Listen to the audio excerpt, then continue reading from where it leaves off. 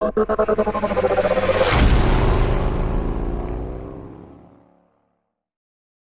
everybody, I want to talk to you today about installing our new Superstock box version 2 for the 2017 and newer GSX-R1000s.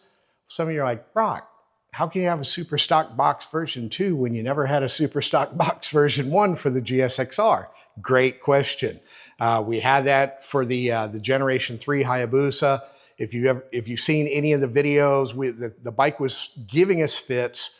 Well, we have a new updated version that we're putting the final touches on.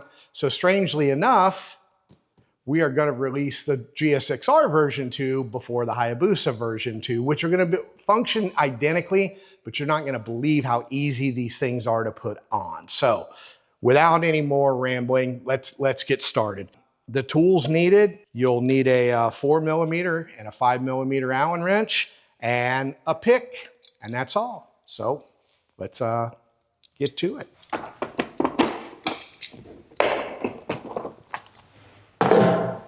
All right, bodywork removal on the Suzukis are just so simple. They understand racing, they understand fast. Really all you need to do is pull off the side panels here. You've got a little tab here. You've got a couple push pins underneath and a piece of Velcro. Just sort of slip your hand underneath, get the Velcro to come loose, pop these, you can see the grommets, pop those out, make sure you don't break them. Set that aside, do the same thing on the other side. There we go. And then pull off the seat, and for those of you wondering, you could do this complete install with the little Allen wrenches they put underneath the seat. All you would need is a pocket knife to get to a connector, but I'll show you that. So we're going to remove the seat screws.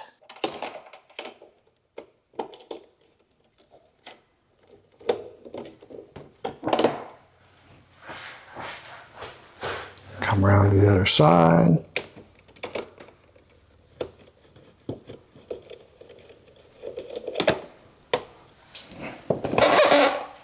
Okay, so note, asterisk, the Superstock box for the GSX-R plugs in to the wiring harness where the ABS pump used to plug in. Let me show you that real quickly, and that's what I've got the pick for. If you want to come around here with the camera, if you look right down here, there's a tab. Can you see it? Actually, you know, let's try this. I'll use my laser pointer. There's a tab right there. So you press down on the tab. I'm going to use the Oral flashlight mount here to keep some light on it. And then all you have to do is press the little bar over. Don't force it. You don't want to break anything. All right. And I'll show you how this works here in a second once we get it out of here. It's really crammed in tight. All right, so installation of the Superstock box. All right, just to sort of show you what's going on here, you've got these tabs and these slots on the back. Just press it together, push it, and then let this bar slide down. And as it comes down, it sucks it into place and clicks. So when you're initially taking the connector off of the ABS pump, you just want to press down on that tab, just like that. All right. So click. All right. Now we have it installed. And real quick before I forget, let me clarify something. This is the GSX-R1000 standard model. The thing about the standard models are you can get them with or without ABS. Well, as you saw, this plugs into where the ABS unit goes in the wiring harness. So if your bike doesn't have ABS, well, this box won't fit. There's nothing to plug it into.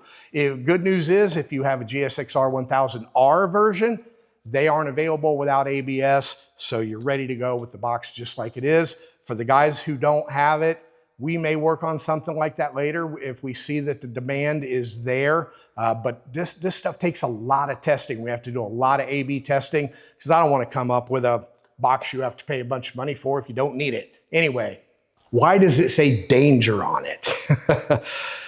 In a nutshell, what we're doing, we're removing electronically, this is electronically removing the IMU, the internal measurement unit, and the ABS pump. Now I'm gonna do an entire video on what that means, but in a nutshell, those pieces work together for all the really cool rider controls. If you like dragging a knee, if you do track days, road racing, whatever, these are really, really nice things, and they're great safety features to have if you're on the street also. Analog brakes for sure. But when we're drag racing, what we're finding is happening is there's some conflicting signals the way the bike is getting used drag racing. And since they don't drag race in Japan, we're running into issues with performance. And the easiest way, because there are bunches and bunches of things going on, we just eliminate the ability for the IMU and the ABS to work. Does that mean your bike is all of a sudden a scary death trap? Well, if you're used to rider controls saving you, this is not the product for you. If you're not drag racing on a closed course or land speed racing on a closed course, you don't need this. Don't buy it. But if you are doing those things and you want your bike to accelerate as hard as possible, that's why we make it available. So let me continue on now. And so technically, with the installation of the Superstock box version 2, plus, if you want to come back around, same deal. See this blue connector? This blue connector is going back to the rear wheel speed sensor. We don't need the rear wheel speed sensor. And if we keep it plugged in, it will, between what the Superstock box does, if this stays plugged in, it'll confuse the signals. Now we'll be getting 3 signals to the ECM. The ECM doesn't like it. This way we're only getting, I say 3. It would be a signal from the Superstock box, the rear wheel speed, front wheel speed. It'll get all confused. You'll get crazy codes and your speedo doesn't work. So if you go to ride your bike and the speedo doesn't work or you're getting silly codes, you probably just forgot to do this. Now, okay, now that we have that unplugged, let's move to unplugging the IMU, which is also simple. Suzuki, I love working on these motorcycles. All we really have to do is take off the 2 mounting screws, prop up the tank and unplug it.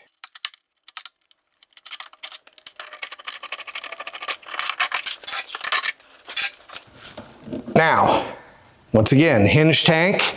I'm gonna have you move the camera around to the other side, and you know what? I digress for just one moment. Let me grab a prop rod. Just comes in handy for stuff like this, to show you exactly where the IMU on this particular bike is located. I'll use my flashlight here. So yeah, the IMU connector is right here. And just like the rear wheel brake sensor, this connector just has to be disconnected. On the other side of the connector is the release tab. So all I have to do is come over here, squeeze, and pull that off. And then just make sure that that doesn't make any contact. I think on ours, we tie wrapped it, got it out of the way a little bit. You just don't want it, you don't want it to get wet. You don't want it to ground out on anything.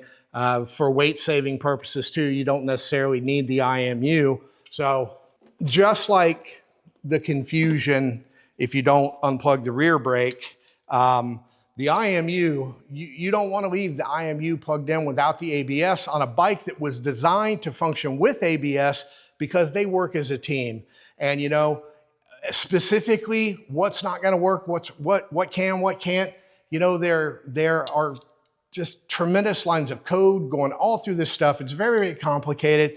Who cares? I don't really need to know exactly why it isn't working. I just need to know that we have absolutely removed it from the system so that it can't interfere, do weird stuff, cause our bikes not to perform consistently, and cause our bikes not to perform at their highest level. So from that standpoint, now we're back to just a basic standard motorcycle. If you are going to keep your ABS pump, the super stock box sort of tucks in nicely beside it, and you're ready to go as fast as you can. From let's delete the ABS and IMU electronically standpoint, that's it. We're done. Put it back together. Now, let's say you're a drag racer. You want to make sure that your bike is as light as possible. You know, you can pull the ABS pump out. Of course, you have to get different brake lines. You can pull the rear wheel speed sensor plus the pickup disc and associated hardware, all of that junk. We race XDA Superstock class. That is considered part of removing the ABS, which is an approved modification for the class. So you don't have to run that. You don't have to carry that weight. What's really nice about this is for the weekend warriors, and I know plenty of guys who'll track day their GSX-Rs or even some of the guys on ZX-14s, they don't do that much anymore. But the GSX-R guys especially, they'll drag race, you know, and then go the weekend and do a track day. Well, look how simple that is. You literally have one connector here, one connector there. If you leave everything else, the bike is ready to go like it was. Same thing for the street. If you don't want to ride on the street with this stuff, you definitely don't want to ride on the street with all that stuff disconnected. What will happen is it will be like riding an old school GSX-R before they started putting all the analog brakes, the IMU, the traction control, the rider controls, all the really cool features that a lot of people like on the new bikes. Drag racers don't want them. We don't like them. Acceleration people don't need them. Corner guys need them. So we just take it off. But anyway, enough rambling. I hope you enjoyed this. There's one other thing I want to mention though before I go, as just sort of an accessory. Let me grab it here. So one of the things that's really nice about this unit is it will stop, and a lot of flash software, if you get a nuisance light on your dash, they'll turn the light off, but they don't turn the nuisance off. It's still working in the background. It's no different than taking a piece of electrical tape and shoving it over the little glowing light that pisses you off. We actually eliminate the ability for that stuff to function, which is vastly different.